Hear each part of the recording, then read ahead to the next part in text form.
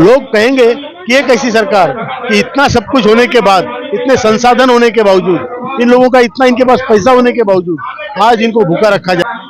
और सरकार से गुहार लगा रहे हैं कि हमने ऐसा क्या पाप किया है कि हमने अपना ही जमा किया हुआ पैसा पूंजी आपके पास दी और आज हम दाने दाने को मोहताज है।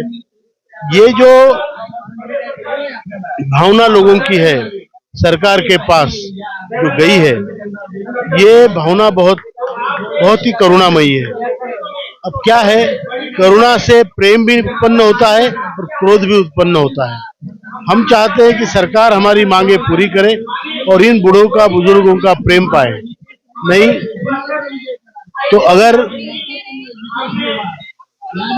हमारी मांगे पूरी ना हो तो ये जो करुणा की जो व्याकुलता की भावना है, ये तब्दील हो जाएगी क्रोध में, रोष में, संताप में, और फिर इसका परिणाम आने वाले समय में सरकार को दिखेगा।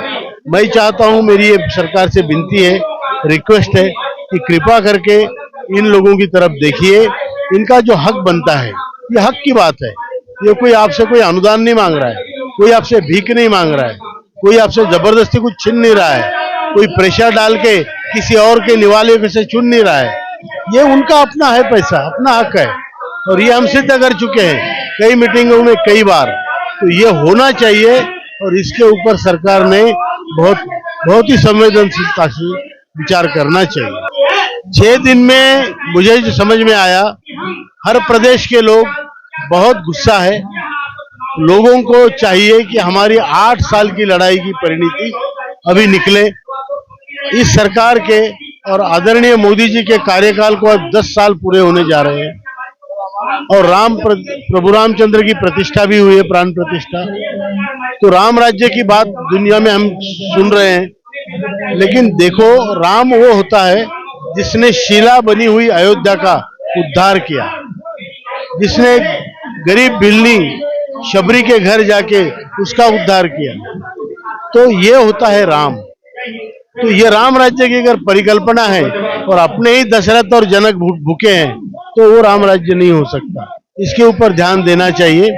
सरकार ने इस मुद्दे को बहुत संवेदनशीलता से इसमें हस्तक्षेप करना चाहिए और इसका हल निकालना चाहिए। मैं जानता हूं सरकार ने बड़े बड़े मुद्दे सॉल्व किए हैं, जो हमें अशक्य प्राय लग रहा था वो भी शक्य कर दिखाया है। तो ये तो बहुत छोटा मुद्दा है। जब आपने इतने बड़े तीर चलाए हैं, निशाने पे लगाए हैं, तो एक छोटा तीर अगर आप नहीं चला पाएंगे तो लोग तो आपके ऊपर हंसेंगे।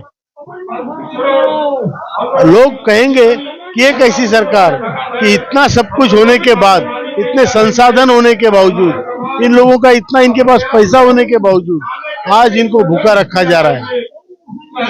देखिए, एक बात मैं कहना चाहता हूं राज जी, हमें अब तक ये सिखाया गया कि हम दलित जातियों से होते हैं, हम जाति से दलित नहीं होते। दलित, पददलित, महादलित तो ये लोग हैं जो हर जाति के हैं, लेकिन आज इनके पास अपने जीवन यापन का संसाधन नहीं है।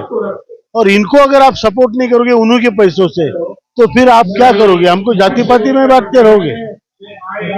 ये हमारा कहना है। धन्यवाद। और दोस्तों अभी आपने कमांडर अशोक राउत जी की और हमारी नेशनल एजुकेशन कमेटी के दिग्गजों को सुना। उनकी बातों में जो तपिश है वे हमारे बुजुर्गों के हक की आग है। लेकिन अफसोस है कि दिल्ली की कुर्सी पर जो सरकार बैठी है उसे न तो ये आग दिख रही है और न ही हमारे बुजुर्गों की कांपती आवाज़ सुनाई दे रही है। ये कैसी मानसिकता है इस सरकार की? जब चुनाव आता है तो बुजुर्गों के आशीर्वाद की बात करते हैं, लेकिन जब वही बुजुर्ग हाड़ कंपा देने वाली ठंड में सड़कों पर अपना हक मांगने उतरते हैं तो ये सरकार अपनी आंखें मूंद लेती है और कानों में तेल डालकर सो जाती है। हमारे बुजुर्गों ने जवानी में इस देश की नींव रखी है, पसीना बहाया है ताकि देश का भविष्य संवार सके। क्या उन्होंने ये दिन देखने के लिए परिश्रम किया था? उम्र के इस पड़ाव पर जब उन्हें सुकून मिलना चाहिए था, तब उन्हें चंद रुपयों की पेंशन के लिए लाठियां और उपेक्षा सहनी पड़ रही है। ईपीएफओ का हाल तो ये है कि वे एक सफ़ेद हाथी बन चुका है, करोड़ों अरबों का फंड दबाकर बैठा है। लेकिन जब EPS 95 पेंशन धारकों को वाजिब हक देने की बारी आती है तो इनके पास नियम कायदों की लंबी लिस्ट तैयार हो जाती है। मैं सरकार से पूछना चाहता हूं कि क्या आपकी फाइलें हमारे बुजुर्गों की ज़िंदगी से ज़्यादा कीमती हैं? साल दर साल संघर्ष हो रहा है। कमांडर साहब के नेतृत्व में हर बार हमारी आवाज़ जो है उठती है, लेकिन नतीजा क्या है? सिर्फ खोखले आश्वासन। अगर इस बार भी सरकार ने आंखें नहीं खोली तो उनके लिए सबसे बड़ा दुर्भाग्यपूर्ण होगा। फैसला तो होगा। क्या आप समझते हैं, हम सिर्फ वोट बैंक नहीं हैं, हम वो ऋण हैं जिसने इस देश को बनाया है। आप हमें 1,000-2,000 रुपये की भीख जैसा एहसान फरामोश करने वाली पेंशन दे रहे हैं। हमारा अंशदान हमें चाहिए।